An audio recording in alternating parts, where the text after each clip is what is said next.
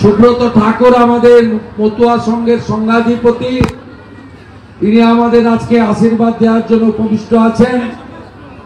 তার প্রচেষ্টা আমি কৃতজ্ঞতা চিত্তে শ্রদ্ধা জানাই।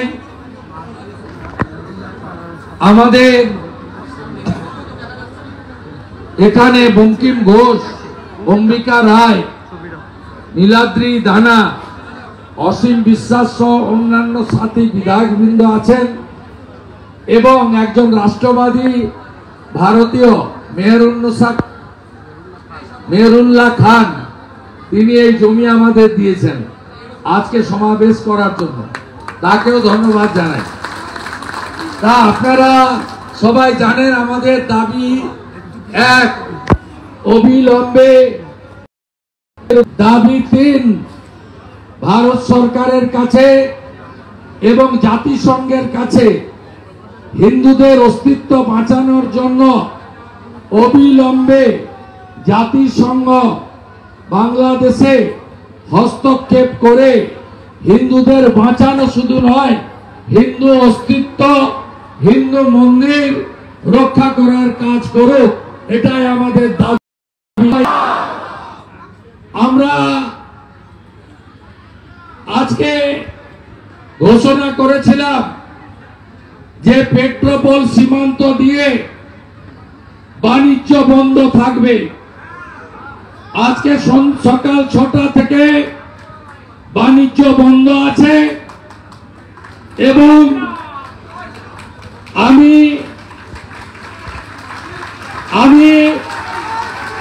ধন্যবাদ জানাবো যে এটা 24 ঘন্টা চলবে, আগামীকাল সকাল 6টা অবধি। এটা আমরা ট্রেলার দেখিয়ে গেলাম। এর পরের সপ্তাহে অত্যাচার বন্ধ না হলে, প্রভু মুক্তি না পেলে আমরা 5 দিন বন্ধ করব। তারপরে আমরা 25 সালে লাগাতার বন্ধ করে ওদের আলু পেঁয়াজ কি করে খায় আমরা সেটা দেখিয়ে দেব। আমাদের নাম ভারতবর্ষ। ভারতবর্ষের পতাকা যারা পদদলিত করে 30,000 ভারতীয় ছাত্র ছাত্রীকে মোদিজি বায়ুসেনার প্লেনে একদিনের মধ্যে ফেরত আনতে পারেন, এর নাম ভারতবর্ষ। এই ভারতবর্ষ G20 নেতৃত্ব দেয়। এই ভারতবর্ষ 12তম নয়, আজকের বিশ্বের 4র্থ শক্তিশালী অর্থনৈতিক দেশ এই মোল্লা ইউনূসের দল। লড়াই করবেন তো? বাংলায় হিন্দুদের এক করবেন তো? ঐক্যবদ্ধ করবেন তো? রোহিঙ্গা মুসলমানদের খুঁজে খুঁজে চুলের মুঠি ধরে বের করবেন তো? করবেন তো? জয় জয় শ্রীরাম, জয় জয় শ্রীরাম। জাগো হিন্দু জাগো। ভারত সেবাশ্রম কর্ম করেছিলেন হিন্দুদের অস্তিত্ব রক্ষার জন্য। আর বীর সন্ন্যাসী বিবেকানন্দ স্বামী শিকাগোতে গিয়ে বলেছিলেন, তুমি গর্ব করে বলো আমি হিন্দু। শ্রী চৈতন্য দেব হরে কৃষ্ণ মন্ত্র, ঠাকুর অনুকূল চন্দ্র, রাধা শ্যাম গোটা পৃথিবীকে সনাতনী জাগরণ ঘটিয়েছেন।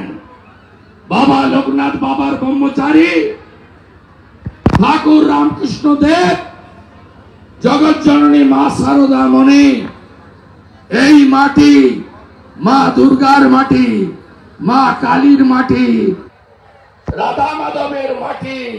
এই মাটিতে সনাতন থাকবে, সনাতনের ধ্বজ উঠবে, আর ভারত মাতাকে আমরা বন্দন করব। এরাই থামার নয়।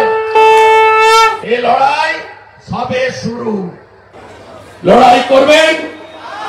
ডাকলে আসবেন?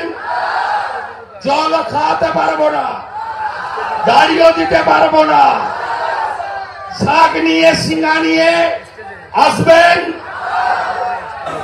এবার বাংলায় আমরা ভালো নেই।